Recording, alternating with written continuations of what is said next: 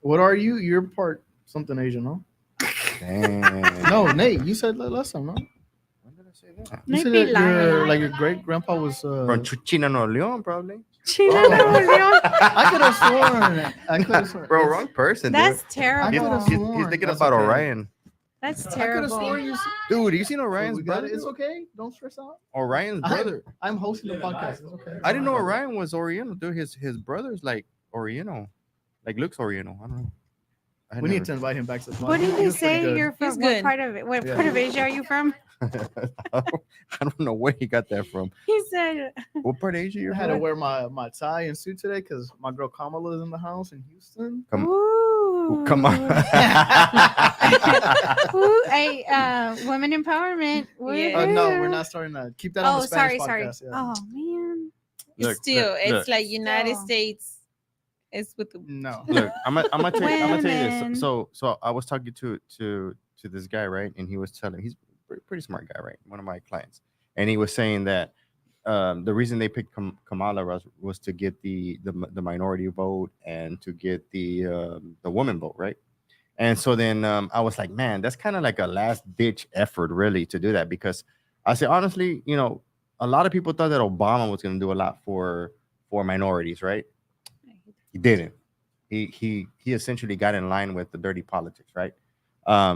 So now, I mean, yeah, you might have women voting for her because she's a woman and to get on this whole woman empowerment stuff. But I mean, are they really? Are people really gonna vote for her? No. I mean, she hasn't even. I mean, who even knows that she's a Yo, vice if you're- president? She's done nothing. Nate speaking. You want to switch the camera? So yeah, I mean, yeah, we're live. It's fine. are we live? Yeah. Oh crap. Okay. Yes, we're Well, very live. My bad. But yeah, I don't think that was a I good think decision. I saw a lot She more. is in town, and I'm very upset that nobody here made an effort to get her on the podcast. So I tried, Giovanni. Nate was- says all the time that he can get anybody on the podcast. So I'm very upset that we did not have one of the no. running nominees. So her office was calling us and stuff, and I said, nah, I'm good. I'll pass. Did you ask where Joe was going to be? Asleep. Taking a nap. He's taking a break. I mean, Yeah, we we got a few do guys. Isn't that the first time someone falls asleep over here? for real. All right, guys. Oh, what's going on? We're adjusting. Okay, cool. All right, guys. We're gonna jump right into it. Before we get into it, though, I actually have something that I want to say. I've had You're getting married. no. You have a girlfriend. You're having a baby. No, this is a business podcast. oh, This is not okay, not a sorry. life Oh. update. Oh, I okay. mean, dude, Okay. you seem But, serious, bro. No, No. yes, it's very serious. I was upset earlier today. Actually, this full 2 weeks, I've been upset. Every time that I get on social media, I see a new reel or a new TikTok of somebody talking about these changes that are happening within NAR, TAR, and just the DOJ continuing to sue these companies and these brokerages, right?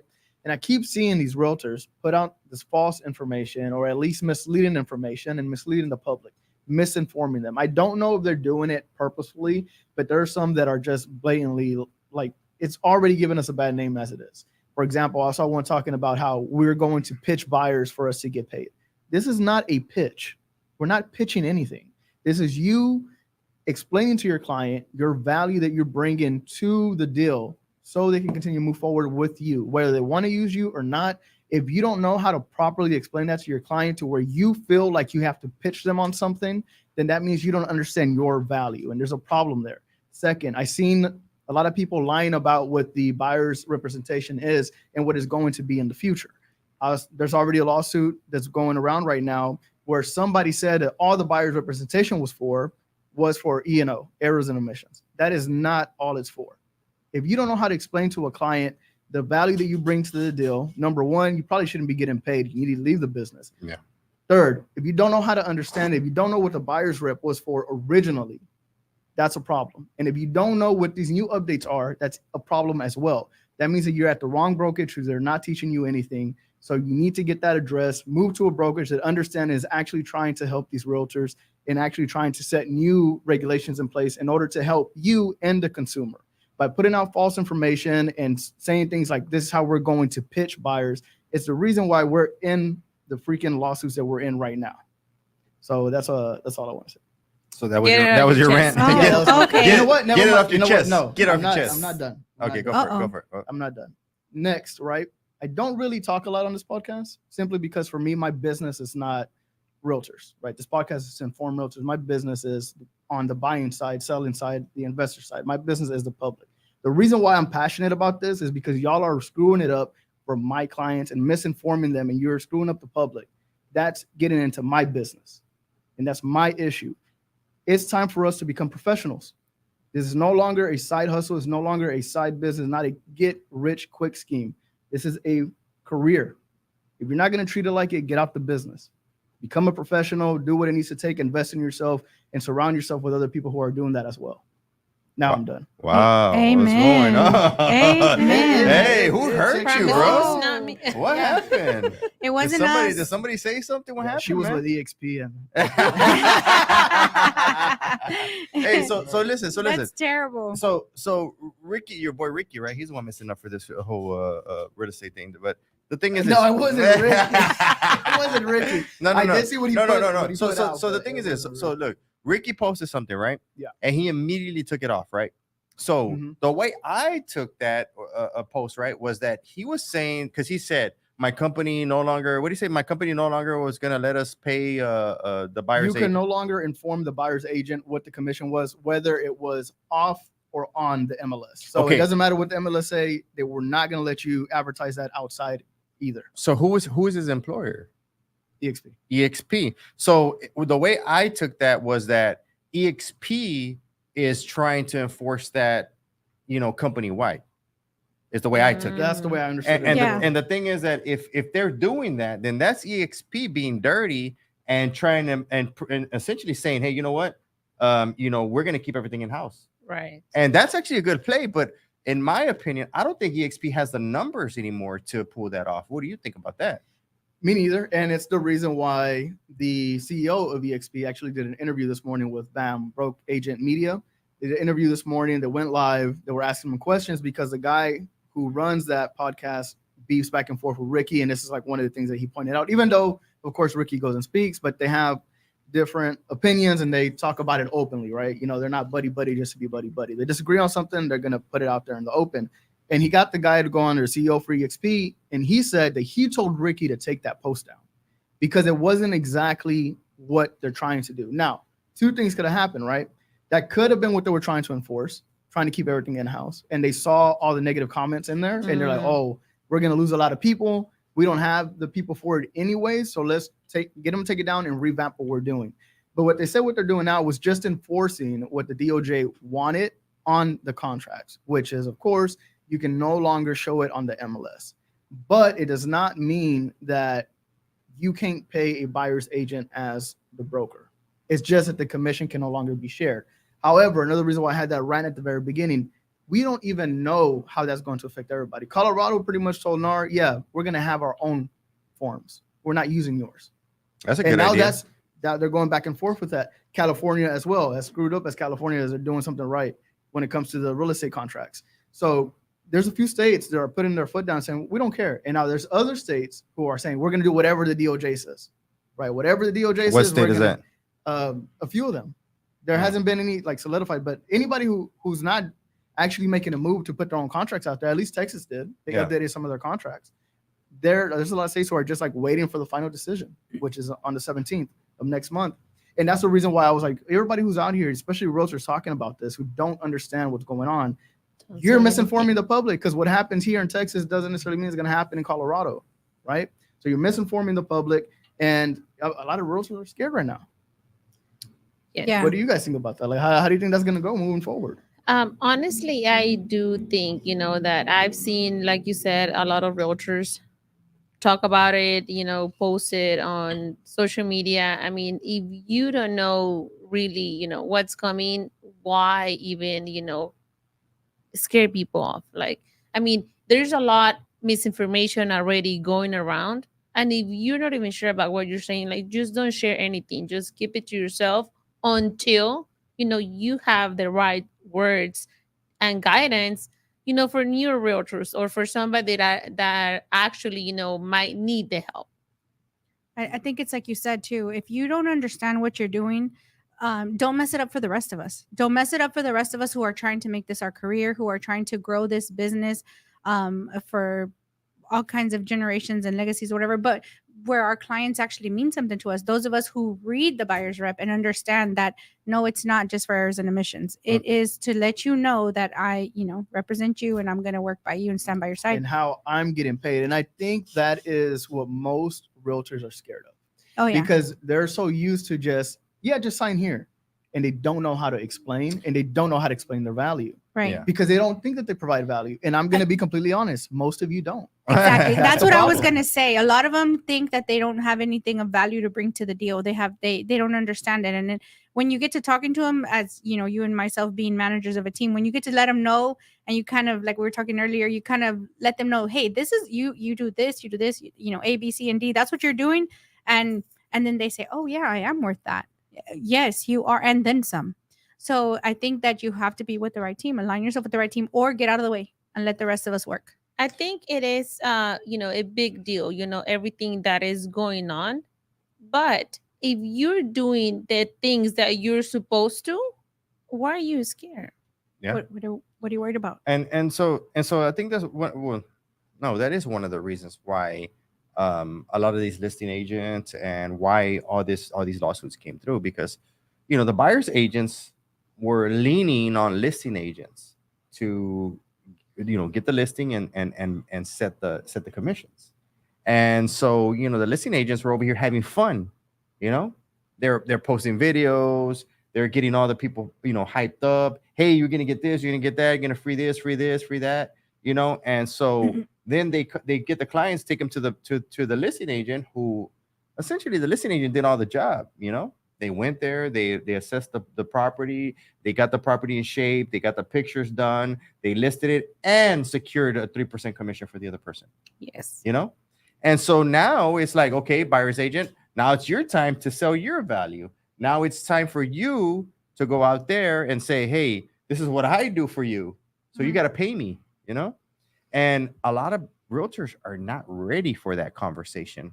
They have no idea how to go speak to a person and say, hey, I'm going to show you a home, but you got to pay me for that, Yeah. because, it feels alien to them, And I'm going to tell you something. There's a lot of buyers that are ready to pay for it.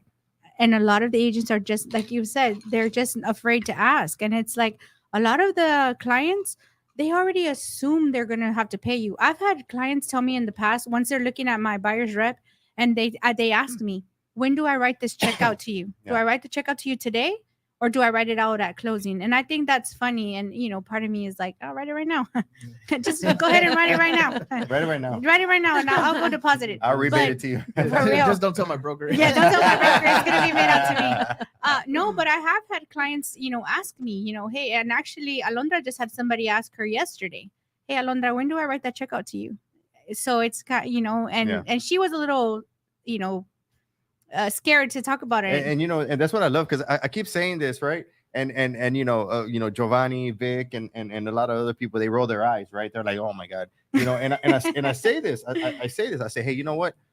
I don't know what's going to happen. I mean, I have no idea what's going to happen whenever all this comes through. I'll be honest with you. I'm not going to sit here and say I know exactly what's going to happen, because we don't, right? But I will tell you this, just like everybody, knows their sports and knows all the other crap that they like to do and listen to. I know real estate, and so I have an idea. I know 4 different things that could happen, and I will tell you this: I am ready for all 4 of those scenarios.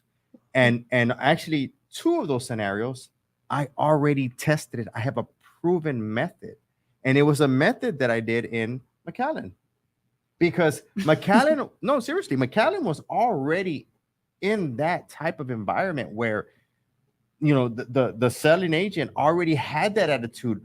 Why should that person get commission if I'm doing all the job? Why should the buyer's agent get commission if I'm doing everything? They already had that mentality. And I thought that was weird whenever we got into McAllen at that time, So we already went through this whole thing. I mean, nobody in McAllen lifts a finger without a buyer's rep, And once again, they always, like you said, they always offer money. they always offer, hey, what I owe you, what I got to pay. Remember, I remember Mhm. the very first listing agreement that you went to. Right. He was like, well, how much do I owe you? How much am I Yeah. going to pay you? And I was like, oh man, that was actually, it was pretty awesome. Because you also got breakfast. I got breakfast. But I am gonna. Handmade Handmade tortillas. tortillas. There was eggs that they had from their own chickens, Yes, and everything was maybe the hand. whole thing. But anyways, go But ahead. I want to specify because I want to kind of that Lionsgate Realty McAllen Mm-hmm. is the one that's working with the buyers reps. Not everybody in McAllen, not everybody in the Yes. valley knows how to use a buyer's rep. Not everybody in the valley is using them, but we are making it, or we have made it a point from day one of Lionsgate Realty McAllen Mhm. that everybody is using it, and I will, put my hand in the fire for everybody in my team because I know that they all know how to use and explain the buyer's rep.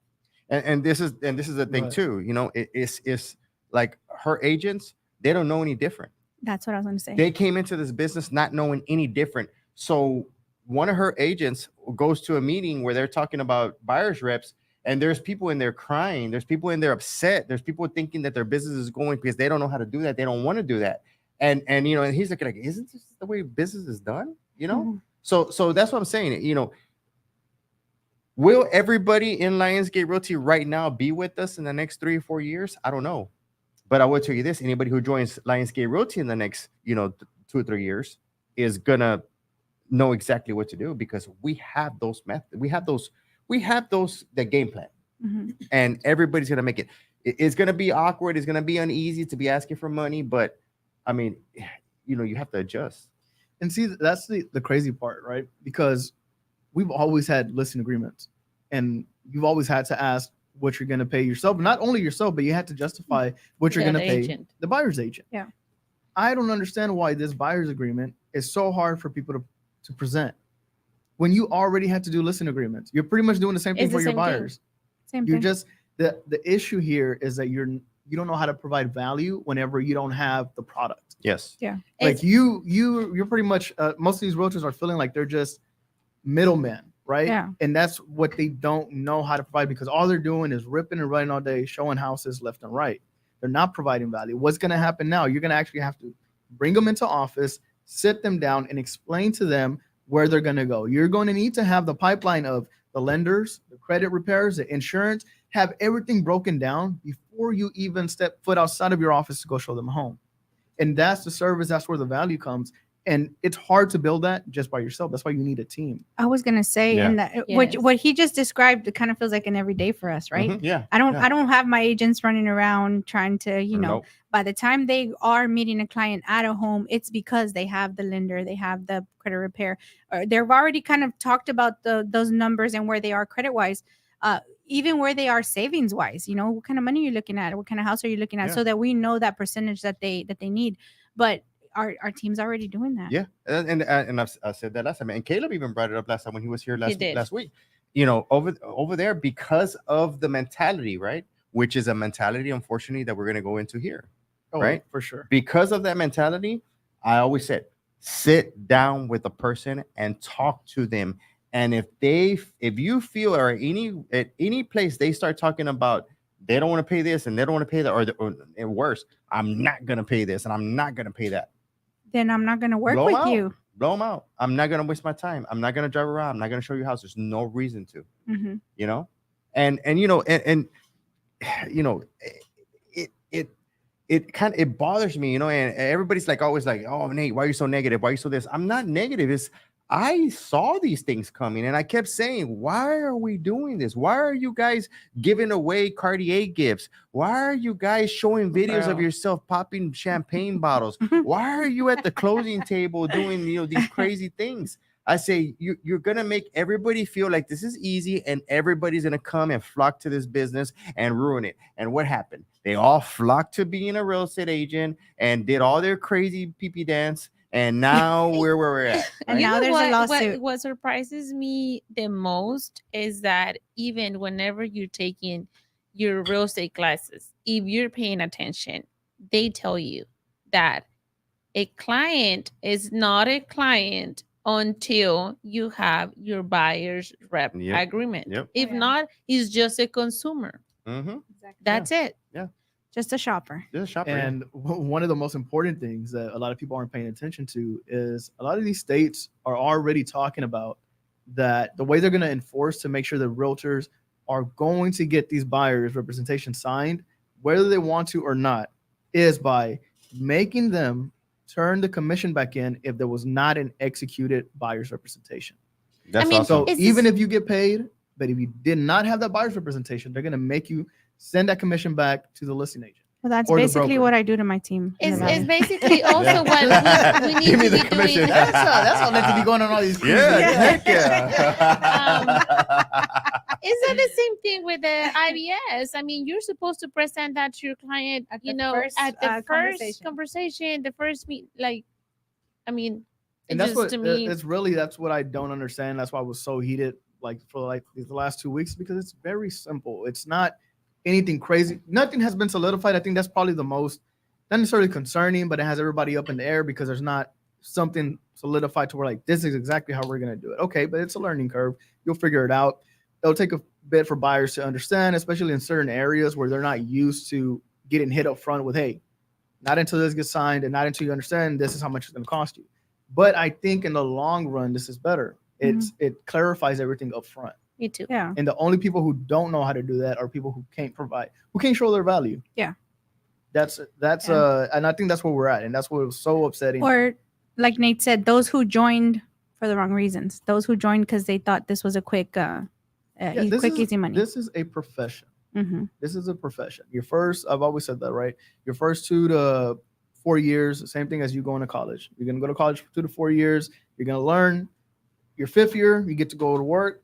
Doesn't mean you're going to make a lot of money. You're going to be making money, but in real estate, it's fast track because you start building up your pipeline by your 5th year. You should be making a pretty good amount, Right. but it takes time. It's not a get rich quick scheme. And I think it's shocking, because you have real estate agents and they're all over social media, and you would think that these guys are like gurus, they're giving advice, they're showing you what they're doing, they're like, and it's like, okay, and then you Oversharing. oversharing, right? And then you go and you pull their numbers and you're like, okay, if I'm looking at this right, this guy probably made like what, 30 grand, 40 grand. It's like, and they're happy with that. They're happy with the 40 grand and all the freaking, clout, that they're doing, and this is something, this is actually a challenge. Actually, you know what? This is a challenge to McAllen. Okay. Oh man. This is a challenge to the Valley. All right. I want you to, I want a successful real estate agent over there, right? That claims to be successful. I want them to be a full-time realtor and not have a side job, Oh. because everybody over there has a side hustle. Right. They're all over Instagram showing these great things, driving sports cars, driving all these things, going out to eat every night, right? But if you look at them, one, their husband works and does something, or they own some type of business. All of them, every single one of them, they own some type of business. And it's like, who is a full-time real estate agent anymore? Who is making all their money just off of real estate in the last year? Nobody. Just very I few. challenge you. Very few sales professionals are doing that right now. And now with this new NAR thing, it's gonna be awesome. It's gonna be awesome. We're gonna get rid of everybody. I'm ready for that. I'm ready. I'm ready. I'm ready because I want that business. I want it. Yeah, we're gonna get rid of everybody, but not before we get into more lawsuits. That's course. for sure. That's Oh, on yeah. the horizon. There's no way we're gonna get rid of that. I mean, there's again, right? Somebody got somebody to sign a buyer's representation, telling them it's for E&O, like errors in omission. Come on, bro. Like, and now there's a lawsuit for that. There's gonna be so many more. Oh, of yeah. those, left For and right. sure. Yeah. And who knows? But it's probably we're gonna get an update August 17th, and then 6 months later is gonna go out the window because somebody screwed up. So the attorneys that did this lawsuit, they're really smart. Okay, they didn't do this for money. Oh, well, they did it for money, of course, but they did it because they were tired of seeing these real estate agents making money and cutting them out. And now what you're gonna start seeing people being sued to enforce these buyers rep. You're gonna see people being sued for exactly what Giovanni just said. I mean, the only thing that has happened to real estate is that we're letting the attorney into the pot. to make their cut too. That's all we're doing here. Yeah, 'cause Or that's all realtors they were did. making Yeah. more money than the Yeah, attorneys. definitely. Oh, we are. The doctors and attorneys and all of them. That's an issue. It's just going to confuse the public even more. Oh yeah. So what now? What, you got to hire a realtor and an attorney? yeah. The public's gonna be like, okay, well, I can only afford one of these. Yeah. Yeah. And now you're gonna see Yeah, all these yeah. attorneys popping up with real estate license. Who's Oh, for Oh, sure, great. especially in these small towns. Yeah. Oh Mhm. man. who's next? Title companies. Uh-oh.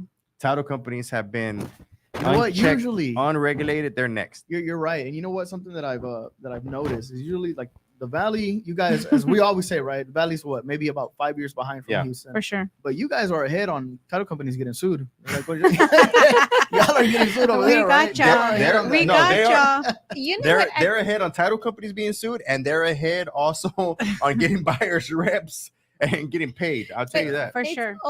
probably because it's a smaller town, and like Letty has said before, everyone knows like everyone's business. So I mean, probably some information is like, Yeah, for You know? sure. Yeah. And Nate and I have seen, we've learned how the um too much information is being shared across the board, how lenders are friends with title companies and title companies are friends with the realtor on the opposite end of the deal, and we have to sit and basically train a title company to, hey, you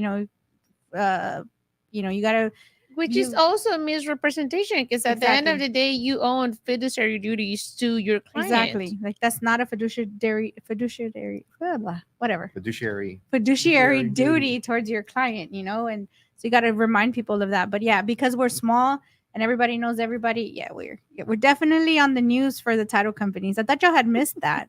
Nah, Yeah. we picked that up right away. You know what? That looks like it's gonna happen next. I thought you guys missed that one. But okay, but now I want to go into the topic that was generally for the podcast. I just kind of derailed it a little bit with my rant at the beginning. But what does a day in the life of a productive realtor look like? Not busy work.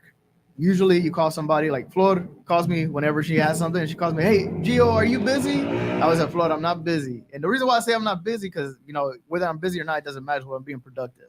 So I was like, you might be busy, but I'm productive. What you need? So So we'll let what's Flor answer ever that. difference? Yeah. What's the difference between somebody who's busy with busy work, right, and not being productive? What a day in the life should look like for a realtor, if y'all want to talk about that, whether they're new or just moving forward with these new, what's happening right now within the market. I mean, basically, busy is like, you making it seem like you're working, but really not accomplishing, anything. Yeah. So, which is a huge, huge difference on, just working and not really doing anything and not really bringing anything, like to the table, basically. So I think in the industry, it's something that you can get really quick confused on, the actual work that you're doing. So for me, as a mom, as a wife, I think it's really easy to make it seem like I'm busy, but not being productive. Because, and especially if I work from home, like I have so many things to do that at the end of the day, I end up doing maybe 2-3 hours out of the day, which, I should have worked instead, like, 6-7 hours.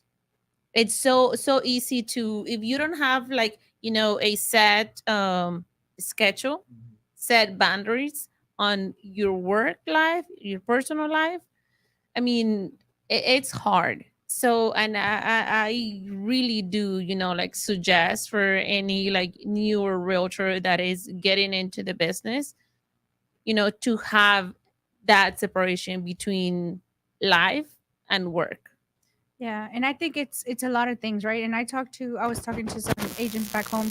We are talking about how busy work, like Flor says, as moms, really quick we get busy, really quick we did too much, and then when you think about it, you really didn't do anything. So, what does a successful day look like for a realtor?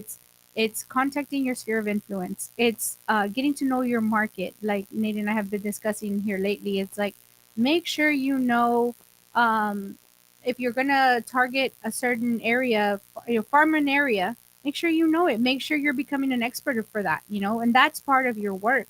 Is find the coffee shops, find the stores, find the hospitals, find the schools. Make sure that everybody in that area knows that you're a realtor. So that means that you have to be out and about. You have to be at these different places. You have to be meeting people. You have to make sure, and this has been one of my favorite things back from when I was selling funerals, was like you have to make sure that when somebody thinks about a house, they think about you. And that's how you Mhm. know that you did your job. Yeah. If somebody is thinking a house and they say, oh, Letty, or oh, Giovanni, that means that you did your job. That means that you called. That means that you emailed. That means that you're sending mailers, you're doing door knocking and things like that. But on a regular day, you have to be making contact. And some of it is just even making contact with your lenders, your connections. I can't tell you how many times I've caught a lender and they say, hey, I just approved somebody. And it's, oh, hey, what's up, friend? And, contacting them every morning and, hey, what's going on?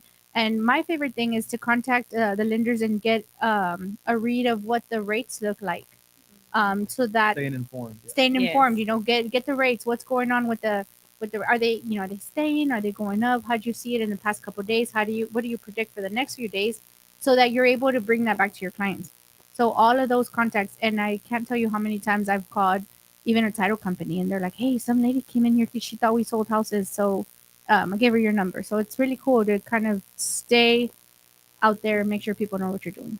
I think one of my biggest pet peeves, especially since I have a team, right, is whenever I walk into the office and I see them working on a design for like a flyer or a media post, and then the flyers especially because they never send them out anyways. That's And busy everybody's work. like, what are you doing? Like, what are you doing? We have a media team that handles that.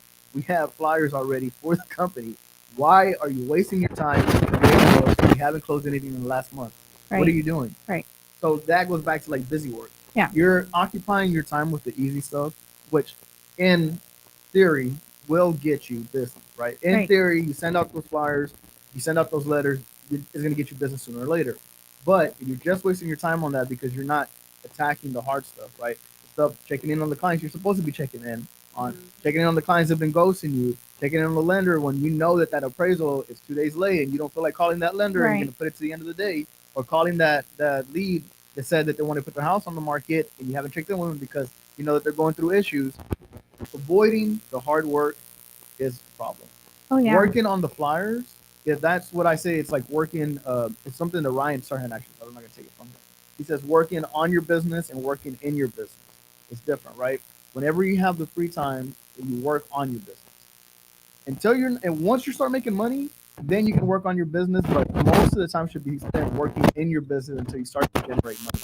Then the last thing you worry about is your free time until you get it going. Yeah. Yeah, definitely. I agree with that for So sure. so and back to what you were saying, right? It's like you have to get to know the people in your community. You have to get Yes. to know the people in your market. You have to get to know every. I mean, I asked the agent the other day. I said, "Who?"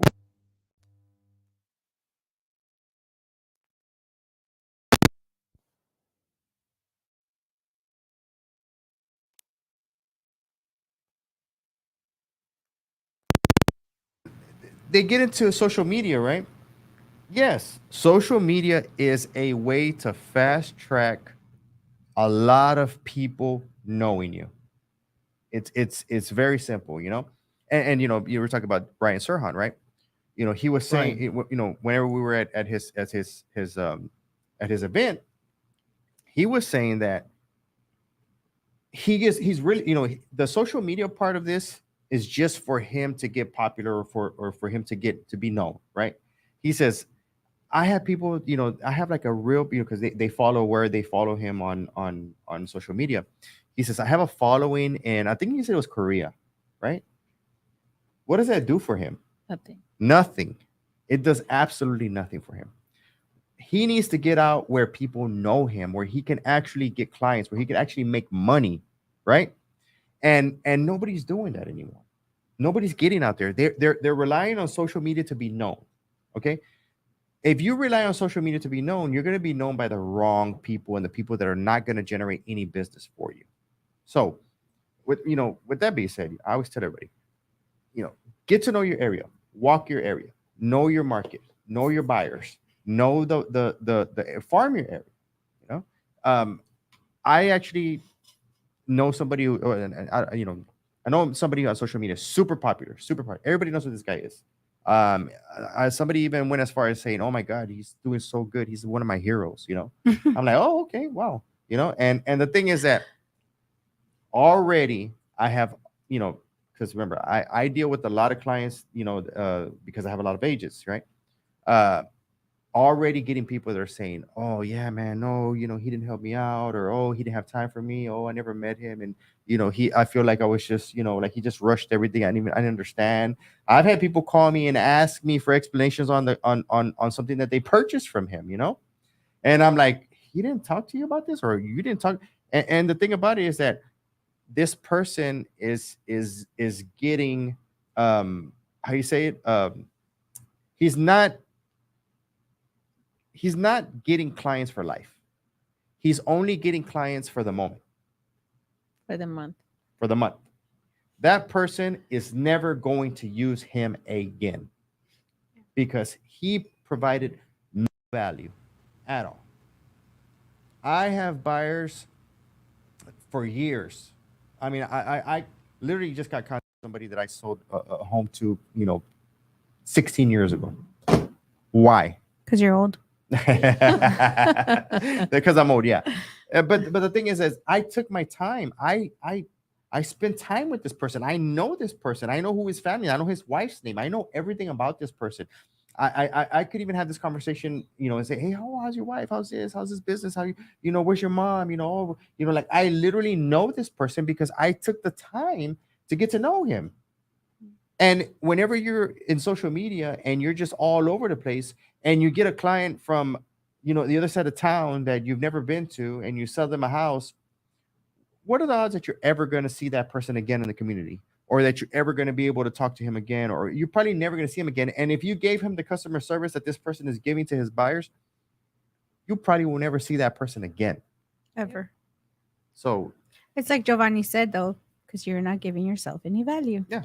Exactly. And that's the thing, right? Of course, not that we have a difference in opinion when it comes to social media. I think Nate has a very, like, almost a one-track mind when it comes to it, right? I do. But we end up agreeing on it at the end of the day. And it's not that the social media aspect of it cannot help your business, right? It's the way that you do it. If you're going to be on social media and you're going to go out there and you're going to go after a specific audience, you're going to build an avatar for your audience, who you're speaking to, who you want to sell to, who you want to help. That will continue to grow, and you're helping the same people over and over. But when you're just throwing out content nonstop just to see who catches here and there, and then you're throwing them off to your team, to runners, you're not building a pipeline. You're not building a community who is there for you as the social Definitely. media personality. I do That's the agree with problem that. with the social media people. But go ahead, Flo. I do agree with that because at the end of the day, if somebody reaches out to you through social media, it's with the hopes that you personally, is going to be helping and guiding that person, that client, and not, just throwing it to somebody else that is going to do quote unquote your job, and then you just are going to basically show up for the picture at closing. And to be honest, yeah, I mean, Shots fired. that's true. And to be honest, right, this is something that me and Floyd have a kind of like a hard time coming to grasp with, because we want to continue to produce more. And one of the ways that we continue to produce more is to being able to help our other agents who aren't producing, give them a few leads. But then at the same time, we're like, man, I know this client. I worked hard for them. I nurtured them. I don't know how this agent's going to do. So we've come up with a game plan to help us be as much as involved as we can to help the other realtor with that client as well. That way, we're just not pushing somebody that we helped out in the past or somebody new that we really want to help. But, we do have a lot of business right now. Mhm. Yeah, so we do. you have to come up with a game plan. It's not just throwing them off to a runner and then never talking to them again. Yeah. Yep. That's Yeah. not the way you build a lasting pipeline. But so and like you said, we always disagree on the social media aspect, right? I always say you can't fast track customer service or you can't streamline customer service is what I always say, right? But unfortunately, social media produces artificial customer service, artificial clients. and it's your job to build that rapport. It's your Yes. job to, to sit down with that person and get to know them. You know, it's impossible. Like I said, you can be on social media and try to streamline your process and try to bring all the buyers that you want in the world here, right? And yes, you're gonna make a lot of money, right? In a very short amount of time. But then once you've run through everybody, once you have that bad rep for being that person with that bad customer service, you've done that on social media, and people will stop using you. And then, you know, a year or two from now, maybe three, you'll be right back where you started, and you'll have to start some other company, right? And try to use your social media celebrity to try to run some other game, selling energy or selling insurance or selling whatever, and what I teach here, or what we teach here, right, as Lionsgate Realty, we teach you how to be a real estate professional. We teach you how to have your customer come to you every single time that he wants to do something that has to do with real estate. And you have a client for years. And I would rather get, it's just like the lottery, you win the lottery, and they're like, hey, do you want a lump sum right now? And we're going to take, all the taxes out? Or or you want to get a certain amount, every month for the rest of your life? And I choose take the money the rest of my life, because it will build my brand, and it would make me live on for years, you know. So there's three things that I want to leave you guys off with, right? Because the topic or the title of this podcast was, what does a day in the life of a productive realtor look like? And it's almost a trick question, because there really isn't one thing that's set in stone. It really depends on the way that you're going to build your pipeline. If you're going to build your pipeline through social media, informative videos, whatever you're going to do, that's part of it. The real, I guess, answer to that is, there's three aspects to it. And it's working on your business, working in your business, and then the time for yourself. You need that time for yourself at the end of the day, or whenever you can take that time. Some people wake up at 4 or 5 in the morning, so they have that time for themselves in the morning. You need that time for yourself so you can regroup and re-energize. Because if you're constantly just working and grinding, you're going to burn yourself out, and you're not going to find that, right? So working on your business, you need to set a time to where you can work on your business as well, whatever that may look like for you. Again, there's nothing that's set in stone. And then working in your business, that's actually meeting your clients, going out to showing the houses, door knocking, whatever it may be, actually working in your business. Lastly, what was number 4? I said 3, but it's going to be the 4th one, is find something that has already been proven to work. A proven blueprint, wherever you get it from, preferably your broker, right, or your manager, and follow that until you can create your own. And that's what a day in the life of a realtor should look like. And if that's not working, you're at the wrong brokerage. Or you're Give it not 6 working months to a year, enough. or you're not working it. Yeah, you're Yeah. not working it. You're lying to yourself. Yeah. Here's my advice.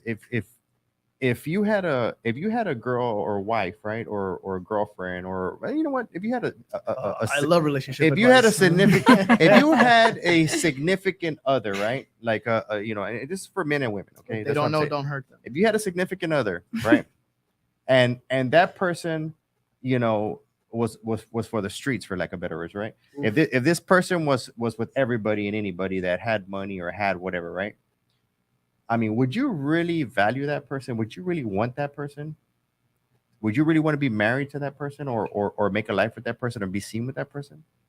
You wouldn't. Is that a trick question? No, Because no, we know I'm- a few who. Is that a trick question? There is That's a trick always question. light at the You end know of the what? tunnel. You know what? Hold on. You know what? Maybe that was a wrong analogy for some of Wrong these guys. one, But wrong no, one. no, I'm serious. If you have a girlfriend, right? You worked in refineries before. This is this guy. If you had a girl that was for everybody, right? You wouldn't want her. So why would you want a coach or a mentor or anybody that is open to anybody for pay? You know what I'm saying? No different than a whore, right? I mean, if you really want to get a mentor, get a mentor who I mean, you're is learning something. who is interested in you, a mentor that wants to grow with you, a mentor that wants to build with you. Don't get a mentor that you're gonna pay to teach you all kinds of stuff that you can learn on YouTube. Okay, Because nowadays everybody uses the word mentor just Loosely. because it's popular. I Yeah, mean, yeah. I don't really think they know what an actual mentor is. exactly. And you know, and I always tell people, you know, a lot of I times. have an analogy, but I don't know how to word it correctly for the algorithm. So No, go ahead. so you see, I always say I've never had mentor, right? I always say, oh, I never had a mentor. I just kind of learned this business by myself, right? But you know, years ago, I kind of sat there and I said, you know what? I did have a mentor. You know, I had a mentor, but he didn't know he was my mentor, right? And he wasn't even trying to be my mentor. And I've had several mentors that showed me how to do things. They showed me for free. They didn't charge me. They showed me because nobody showed them. And they just said, no, don't do it like this, do it like this. And instead of sitting there and getting in my feelings about the way they were, you know, oh man, I don't like the way he told me. I don't like the way he taught me. I don't like the things he told me, you know. Instead of worrying about that, I listened to what he was saying. I said, you know what, he's right. I shouldn't be doing this. Why am I doing this? You know? And you know, everybody's so worried about the way things are worded to them. Everybody's always so worried about the way they're taught instead of getting the lesson and grasping the lesson. Life doesn't give you easy lessons. You know, it just, you just learn or you don't. And a lot of people don't know how to do that. And I just say, stop reading the book, put the book down, and get your butt out there and see what's out there. Once you see what's out there, once you know what's going on, and once you get a grasp for what your business is, then find the book that fits the lifestyle and the business that you're in. Don't take book recommendations from people. Don't read books that have, you know, don't read books that, you know, reading books like you know, that, you know, like the art of war and all this stuff. I mean, that's just, it's nonsense. It's nonsense. It's gonna teach you nothing. Yeah, don't learn more. Yeah. No, that's not learning. That's not learning. That's essentially teaching you how to be a person that you don't want to be. You know, so. To be honest, the 48 laws of power is the only way that you survive in our brokerage. I would agree with that. Dealing with us, dealing with internally, yes. But go ahead, Flor. I love it. No, I'm gonna stop reading the books. Giovanni, sorry, I'm not gonna finish that one. Don't read it. I'm not gonna read it. I'm gonna write one, and that's the only one you're allowed to read. Yeah. But no, it's really true that you have to make sure, kind of like we discussed in the Spanish podcast, you got to make sure that you are setting your priorities straight. As moms, Flor and I were kind of talking about that on the Spanish podcast.